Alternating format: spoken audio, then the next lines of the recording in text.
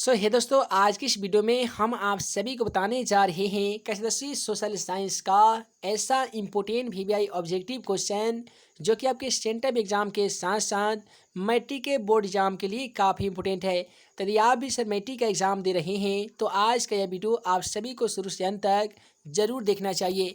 तो चलिए फ्रेंड्स, बिना समय गवाए पहला क्वेश्चन का सोल्यूशन कह लेते हैं। दोस्तों, आज का पहला क्वेश्चन में बोला गया है कि ब्रेस्ट लिटोवस की संधि किन देशों के बीच में हुई थी। इसके लिए आपको चार ऑप्शन देखने को मिलेगा एग्जाम के पेपर में। पहला ऑप्शन में दिया जाता है रूस और इटली के बीच, रूस और फ्रांस के बीच, रूस और इंग्लैंड के बीच, और ऑप्शन डी में दिया जाएगा रूस और जर्मनी के बीच। तो जैसा कि आप सभी को मालूम होगा कि हमारा वीडियो सीरीज का पहला क्वेश्चन का जवाब आप सभी को वीडियो के नीचे जाकर कमेंट बॉक्स में इसका सही जवाब लिखना होता है। तो क्वेश्चन नंबर 1 का क्या सही जवाब होगा, आप जल्दी से वीडियो के नीचे चले जाइए और कमेंट बॉक्स में जाकर आप इसका सही जवाब लिख सकते हैं। उसके बाद में अगला सवाल इसमें 2 कहता है कि मार्च 1946 ईस्वी में फ्रांस तथा वियतनाम के बीच में होने वाला समझौता किस नाम से जाना जाता है। तो दोस्तों याद रखिएगा, मार्च 1946 ईस्वी में फ्रांस एवं वियतनाम के बीच में एक समझौता हुआ था, उसे हनोई समझौता के नाम से जाना जाता है, जो कि ऑप्शन में नहीं दिया गया है। अतः क्वेश्चन का सही जवाब ऑप्शन डी हो जाएगा, इनमें से कोई नहीं। उसके बाद में अगला सवाल इसमें 3 कहता है कि पूर्ण स्वराज की मांग का प्रस्ताव कांग्रेस के किस वार्षिक अधिवेशन में पारित हुआ था। दोस्तों याद रखिएगा, पूर्ण स्वराज मांग के प्रस्ताव जो है वो कांग्रेस पार्टी के माध्यम से सन 1929 ईस्वी में लाहौर अधिवेशन में पारित हुआ था। तो क्वेश्चन का सही जवाब ऑप्शन ए हो जाएगा। यदि आपको वीडियो पसंद आ रहा होगा तो वीडियो को लाइक करने के साथ जल्दी से यार चैनल को सब्सक्राइब कर लीजिए, ताकि ऐसे ही आने वाली हर इंपॉर्टेंट क्वेश्चन का वीडियो आप सभी को मिल सके। और इसके बाद में अगला सवाल क्वेश्चन 4 में पूछा जाता है कि वल्लभ भाई पटेल को सरदार की उपाधि किस किसान आंदोलन के दौरान दी गई। दोस्तों याद रखिएगा, बारदौली एक ऐसा किसान आंदोलन था जिसके माध्यम से वल्लभ भाई पटेल को सरदार की उपाधि दी गई थी। तो क्वेश्चन का सही जवाब ऑप्शन ए हो जाएगा, बारदौली आंदोलन। उसके बाद में अगला सवाल क्वेश्चन 5 कहता है कि भारत के लिए पहला फैक्ट्री एक्ट कब पारित हुआ था। दोस्तों याद रखिएगा, भारत के लिए सबसे पहला जो फैक्ट्री एक्ट है वो सन 1881 ईस्वी में पारित किया गया था, जो कि ऑप्शन सी में है। अतः क्वेश्चन का सही जवाब ऑप्शन सी हो जाएगा। उसके बाद में अगला सवाल क्वेश्चन 6 कहता है कि पूंजीपति वर्गों के द्वारा किस वर्ग का शोषण किया गया था। दोस्तों याद रखिएगा, पूंजीपति वर्गों के द्वारा श्रमिक वर्ग, मध्यम वर्ग एवं कृषक वर्ग, ये तमाम वर्गों का शोषण किया गया था। अतः क्वेश्चन का सही जवाब ऑप्शन डी हो जाएगा, सभी वर्ग। उसके बाद में अगला सवाल क्वेश्चन 7 को देख लीजिए कि आधुनिक युग में अर्थव्यवस्था के क्षेत्र में होने वाली सबसे बड़ी क्रांति को किस नाम से जाना जाता है। दोस्तों याद रखिएगा, आधुनिक युग में अर्थव्यवस्था के क्षेत्र में होने वाली सबसे बड़ी क्रांति को औद्योगिक क्रांति कहा जाता है, जो कि ऑप्शन बी में है। अतः क्वेश्चन का सही जवाब ऑप्शन बी हो जाएगा। उसके बाद में अगला सवाल क्वेश्चन 8 में पूछा जाता है कि भूमंडलीकरण की शुरुआत किस दशक में हुई। दोस्तों याद रखिएगा, भूमंडलीकरण की जो शुरुआत है वो 90 के दशक में हुई, जो कि ऑप्शन ए में है। अतः क्वेश्चन का सही जवाब ऑप्शन ए हो जाएगा, 1990 के दशक में। उसके बाद में अगला सवाल क्वेश्चन 9 में दिया गया है कि गुटेनबर्ग ने सर्वप्रथम किस पुस्तक की छपाई किए थे। दोस्तों याद रखिएगा, गुटेनबर्ग का जन्म जर्मनी में हुआ था, जिनके माध्यम से छापाखाना मशीन का आविष्कार किया गया था। तो जैसे गुटेनबर्ग छापाखाना मशीन का आविष्कार किए थे, तो सबसे पहले यह बाइबिल नामक धार्मिक ग्रंथ एक पुस्तक की छपाई किए थे, जो कि ऑप्शन डी में है। अतः क्वेश्चन का सही जवाब ऑप्शन डी हो जाएगा। मैट्रिक के एग्जाम पेपर में यह भी सवाल पूछा जाता है कि गुटेनबर्ग का जन्म कहाँ हुआ था। तो याद रखिएगा, गुटेनबर्ग का जन्म जर्मनी में हुआ था और गुटेनबर्ग के माध्यम से छापाखाना का मशीन का आविष्कार किया गया था। और गुटेनबर्ग ने सबसे पहले किस पुस्तक की छपाई की थी, तो बाइबिल की। और इसके बाद में अगला सवाल क्वेश्चन 10 में बोला गया है कि विश्व में सर्वप्रथम मुद्रण की शुरुआत कहाँ पे हुई थी। यानी सवाल में आपसे ये बोला गया है कि पूरे दुनिया में सबसे पहले मुद्रण अर्थात पैसा की जो शुरुआत हुई थी वो कहाँ पे हुई थी। तो दोस्तों कागजी मुद्रा का प्रचलन भी चीन से हुआ था और सबसे पहले मुद्रण की जो शुरुआत है वो भी चीन से हुआ था और कागज़ का भी आविष्कार चीन में ही हुआ था। तो क्वेश्चन का सही जवाब ऑप्शन सी हो जाएगा, चीन। उसके बाद में अगला सवाल इसमें 11 कहता है कि मेढक के प्रजनन प्रक्रिया को बाधित करने वाला रसायन कौन सा है। दोस्तों याद रखिएगा, इंड्रीन एक ऐसा रसायन है जिसके माध्यम से मेढक के प्रजनन क्रिया को बाधित किया जा सकता है, नष्ट किया जा सकता है। उसके बाद में अगला सवाल क्वेश्चन 12 यहाँ पे कहता है कि बिहार में अति जल दोहन के कारण भूमिगत जल में किस तत्व का संकेंद्रण बढ़ गया है। तो दोस्तों बिहार में बहुत ही ज़्यादा जलों का दोहन होने के कारण भूमिगत जल में आर्सेनिक एक ऐसा तत्व है जिसका जो संकेंद्रण है वो काफ़ी ज़्यादा मात्रा में बढ़ गया है। तो क्वेश्चन का सही जवाब ऑप्शन सी हो जाएगा, आर्सेनिक। उसके बाद में अगला सवाल क्वेश्चन 13 कहता है कि संविधान की धारा का संबंध किससे है, यानी संविधान की धारा का जो संबंध है वो किससे है। तो यहाँ पे क्वेश्चन का सही जवाब ऑप्शन ए हो जाएगा। यहाँ पे संविधान की धारा 21 का संबंध क्वेश्चन में बोला जाता है। दोस्तों संविधान की धारा 21 का जो संबंध है वो वन्य जीव तथा प्राकृतिक संसाधनों के संरक्षण से है। उसके बाद में अगला सवाल क्वेश्चन 14 में बोला गया है कि बिहार में कितने प्रतिशत भौगोलिक क्षेत्रों में वन का फैलाव है। तो दोस्तों याद रखिएगा, बिहार में कुल 7% ऐसे क्षेत्र हैं जहां पे वन का फैलाव है। तो क्वेश्चन का सही जवाब ऑप्शन डी हो जाएगा। उसके बाद में अगला सवाल क्वेश्चन 15 में बोला गया है कि एल्युमिनियम बनाने के लिए किस खनिज की आवश्यकता पड़ती है। दोस्तों याद रखिएगा, एल्युमिनियम बनाने के लिए बॉक्साइट एक इसका अयस्क है एल्युमिनियम का, जिसकी आवश्यकता पड़ती है। दोस्तों एल्युमिनियम के कुल 3 अयस्क होते हैं। एक होते हैं बॉक्साइट अयस्क, दूसरा होते हैं कोरोंडम अयस्क, तीसरा होते हैं क्रायोलाइट अयस्क। तो एल्युमिनियम बनाने के लिए जो खनिज की आवश्यकता पड़ती है वो बॉक्साइट खनिज की आवश्यकता पड़ती है। उसके बाद में क्वेश्चन 16 कहता है कि भारत के किस राज्य में सौर ऊर्जा के विकास की सर्वाधिक संभावनाएं हैं। दोस्तों भारत के एक राज्य है राजस्थान, जहां से पंचायती राज संस्था की शुरुआत की गई थी। और ये कब की गई थी, तो 2005 ईस्वी में की गई थी। और राजस्थान एक ऐसा राज्य है जहां पे सौर ऊर्जा के विकास की सबसे ज़्यादा संभावनाएं उत्पन्न होती है। और यही है वो राजस्थान जहाँ पे मरुस्थलीय मिट्टी भी पाई जाती है। तो मिट्टी के एग्जाम पेपर में बोला जाएगा कि मरुस्थलीय मृदा कहाँ पाई जाती है, तो ऐसा लिखिएगा राजस्थान। उसके बाद में पंचायती राज संस्था की शुरुआत किस राज्य से हुई थी, तो राजस्थान से। उसके बाद में अगला सवाल बोला गया है कि निम्नलिखित में से कौन छोटे पैमाने का उद्योग है। दोस्तों याद रखिएगा, खिलौना उद्योग एक ऐसा उद्योग है जो छोटे पैमाने का उद्योग है। और चीनी उद्योग एक ऐसा उद्योग है जो उत्पादक या उपभोक्ता उद्योग कहलाता है। उसके बाद में अगला सवाल क्वेश्चन 18 को देख लीजिए कि देश में कितने आर्थिक क्षेत्र विकसित है। दोस्तों अभी हमारे देश में जो आर्थिक क्षेत्रों को विकसित की बात करेंगे तो 5 हो जाएगा, यानी देश में कुल 5 ऐसे आर्थिक क्षेत्र हैं जो आज के सिचुएशन में विकसित हैं। उसके बाद में बोला गया है कि बिहार की सीमा में रेल मार्ग की कुल लंबाई कितनी है, यानी रेल की जो पटरियां हैं वो बिहार में कुल कितने क्षेत्रों में पड़ती है। तो ये पड़ती है 6283 किलोमीटर ऐसे क्षेत्र हैं जहाँ पे बिहार में रेल मार्ग की कुल लंबाई है। उसके बाद में बोला गया है कि तलचिन्ह की सहायता से किसी स्थान विशेष की मापी गई ऊंचाई को क्या कहा जाता है। दोस्तों याद रखिएगा, आप सभी को यहाँ पे भूगोल वाले चैप्टर में पढ़े होंगे कि स्थानिक ऊंचाई किससे कहते हैं। तो उसका परिभाषा आप सभी छात्र एवं छात्राएं याद किए होंगे कि तलचिन्ह की सहायता से किसी स्थान विशेष की मापी गई ऊंचाई को स्थानिक ऊंचाई कहते हैं, जो कि ऑप्शन ए में है। अतः क्वेश्चन का सही जवाब ऑप्शन ए हो जाएगा। उसके बाद में बोला गया है कि जब हम लैंगिक विभाजन की बात करते हैं तो हमारा अभिप्राय किससे होता है। तो दोस्तों जब भी हम लैंगिक विभाजन की बात करते हैं तो हमारा जो अभिप्राय होता है ना, वो समाज द्वारा स्त्रियों एवं पुरुषों को दी गई असमान भूमिकाओं के बीच में होता है, जो कि ऑप्शन बी में है। अतः क्वेश्चन का सही जवाब ऑप्शन बी होगा। उसके बाद में क्वेश्चन 22 कहता है कि भारतीय संविधान के बारे में निम्नलिखित में से कौन सा कथन सही है। दोस्तों भारतीय संविधान के बारे में ये 3 जो कथन है बिल्कुल गलत है। क्वेश्चन का सही जवाब ऑप्शन ए हो जाएगा।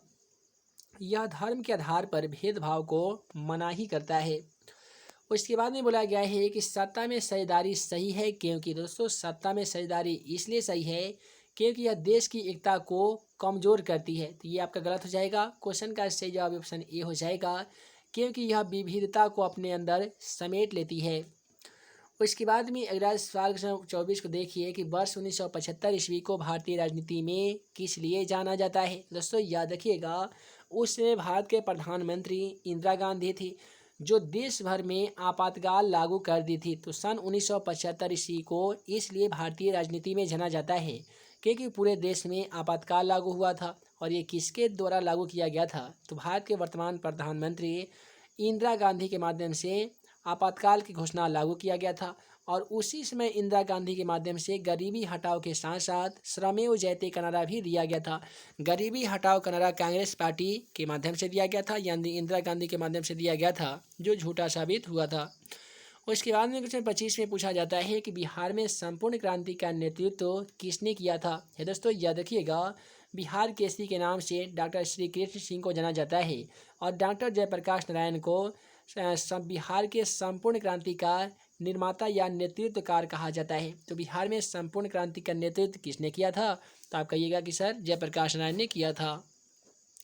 उसके बाद में अगला सवाल क्वेश्चन 26 कहता है कि नर्मदा घाटी नदी घाटी परियोजना किन राज्यों से संबंधित है? दोस्तों याद रखिएगा, नर्मदा नदी घाटी परियोजना नर्मदा नदी पे है। जो मेधा पाटेकर के द्वारा नर्मदा बचाओ आंदोलन भी चलाया गया था और सुंदरलाल बहुगुणा के द्वारा चिपको आंदोलन चलाया गया था। और यह जो राज्य में पड़ता है, ये तमिलनाडु, केरल और कर्नाटक, ये तीनों राज्यों से होकर नर्मदा नदी गुजरती है। अगला सवाल 27 कहता है कि निम्नलिखित में से किसे लोकतंत्र का प्राण कहा जाता है? आप सभी को मालूम होगा कि राजनीतिक विज्ञान में राजनीतिक दल को ही लोकतंत्र का प्राण कहा जाता है, जो कि ऑप्शन डी में है। अतः क्वेश्चन का सही जवाब ऑप्शन डी होगा। उसके बाद में क्वेश्चन 28 कहता है कि दल बदल कानून निम्नलिखित में से किस पर लागू किया जाता है? दोस्तों, दल बदल का मतलब होता है कि जब किसी विधायक या सांसद अपने एक निश्चित दल को छोड़कर किसी अन्य दल की सदस्यता को ग्रहण करता है, तो इसे ही दल बदल कहते हैं। और यह जो दल बदल कानून है, ये सांसद एवं विधायकों पर लागू होता है। तो क्वेश्चन का सही जवाब यहाँ पे ऑप्शन ए हो जाएगा। उसके बाद में अगला सवाल 29 में बोला गया है कि जनता दल यूनाइटेड, जिसे हम लोग जेडीयू के नाम से जानते हैं, जो नीतीश कुमार का पार्टी का नाम है, तो जेडीयू यानी जनता दल यूनाइटेड का गठन कब हुआ था? तो दोस्तों 1999 ईस्वी की बात है, जब भारत में कारगिल युद्ध चल रहा था। और यही है 1999 जब जनता दल यूनाइटेड पार्टी का गठन भी किया गया था। और इसके बाद में क्वेश्चन 30 कहता है कि इनमें से कौन अर्थव्यवस्था के प्राथमिक क्षेत्र से सम्मिलित है? तो यहाँ पे क्वेश्चन का सही जवाब ऑप्शन ए हो जाएगा, यानी प्राथमिक क्षेत्र के अंतर्गत कृषि क्षेत्र आते हैं, द्वितीय क्षेत्र के अंतर्गत सेवा क्षेत्र आते हैं, तृतीय क्षेत्र के अंतर्गत औद्योगिक क्षेत्र आते हैं। उसके बाद में बोला गया है कि जिस देश की प्रति व्यक्ति आय सबसे अधिक होती है, वह देश क्या कहलाता है? अब जाहिर सी बात है, जिस देश की प्रति व्यक्ति आय सबसे अधिक होगा वही ना देश विकसित कहलाएगा। तो क्वेश्चन का सही जवाब ऑप्शन बी हो जाएगा, विकसित। उसके बाद में क्वेश्चन 32 को देखिए कि बिहार के किस जिले की प्रति व्यक्ति आय सबसे अधिक है? दोस्तों, बिहार के पटना एक ऐसा जिला है जिसका प्रति व्यक्ति आय सबसे अधिक है। वहीं पे शिवहर जिला की प्रति व्यक्ति आय सबसे कम है। और भारत के वह कौन ऐसा राज्य है जिसके प्रति व्यक्ति आय सबसे अधिक है? तो वो है गोवा के। याद रखिएगा, भारत में पूछा जाएगा तो गोवा हो जाएगा, बिहार में बोला जाएगा तो पटना हो जाएगा। उसके बाद में बोला गया है कि भारत का केंद्रीय बैंक कौन सा है? दोस्तों याद रखिएगा, भारत का जो केंद्रीय बैंक है ना, वो रिजर्व बैंक ऑफ इंडिया है। फिर मैट्रिक के एग्जाम पेपर में सवाल पूछा जाता है कि भारतीय रिजर्व बैंक ऑफ इंडिया की स्थापना कब की गई थी? तो सन 1935 ईस्वी में भारतीय रिजर्व बैंक ऑफ इंडिया की स्थापना की गई थी। और यही है सन 1934 जब बिहार में सबसे विनाशकारी भूकंप भी आया था। उसके बाद में बोला गया है कि व्यावसायिक बैंकों का राष्ट्रीयकरण सर्वप्रथम कब कर दिया गया था? तो दोस्तों सन 1969 ईस्वी की बात है, जब व्यवसायिक बैंकों का राष्ट्रीयकरण सबसे पहले कर लिया गया था। उसके बाद में बोला गया है कि ऊर्जा के मुख्य स्रोत कौन से हैं? दोस्तों, ऊर्जा का मुख्य स्रोत कोयला भी है, पेट्रोलियम भी है और विद्युत भी है। अतः क्वेश्चन का सही जवाब ऑप्शन डी हो जाएगा, इनमें से सभी। उसके बाद में क्वेश्चन 36 क्या कहता है कि इनमें से कौन सी बहुराष्ट्रीय कंपनी है? तो पहला उसमें दिया गया Ford Motors, Samsung, Coca Cola, और डी में दिया गया इनमें से सभी। दोस्तों, बहुराष्ट्रीय कंपनी उस कंपनी को कहते हैं जो अपने देश के साथ साथ आस पड़ोस के अगल बगल देशों में अपनी इकाइयाँ लगाते हैं। ऐसे कंपनियों को बहुराष्ट्रीय कंपनी कहा जाता है। आप फोर्ड मोटर्स को देखिएगा तो फोर्ड मोटर्स केवल आपको यहाँ पे एक ही देश में विद्यमान नहीं है, बल्कि अलग अलग देशों में फोर्ड मोटर्स की कंपनी चलती है। बी में दिया गया है सैमसंग, सी में दिया गया है कोका कोला, और ऑप्शन डी में दिया गया है इनमें से सभी। तो यहाँ पे क्वेश्चन का सही जवाब ऑप्शन डी हो जाएगा, इनमें से सभी। और इसके बाद में अगला सवाल क्वेश्चन 37 को देख लीजिए। यहाँ पे क्वेश्चन 37 कहता है कि उपभोक्ता अधिकार दिवस कब मनाया जाता है। दोस्तों याद रखिएगा, उपभोक्ता अधिकार दिवस जो है ये प्रत्येक 15 मार्च को मनाया जाता है। वहीं पे मजदूर दिवस की बात कीजिएगा ना, तो 1 मई को मजदूर दिवस मनाया जाता है। 1 दिसंबर को विश्व एड्स दिवस मनाया जाता है। 22 मार्च को क्या मनाया जाता है, तो बिहार दिवस के साथ साथ जल दिवस भी मनाया जाता है।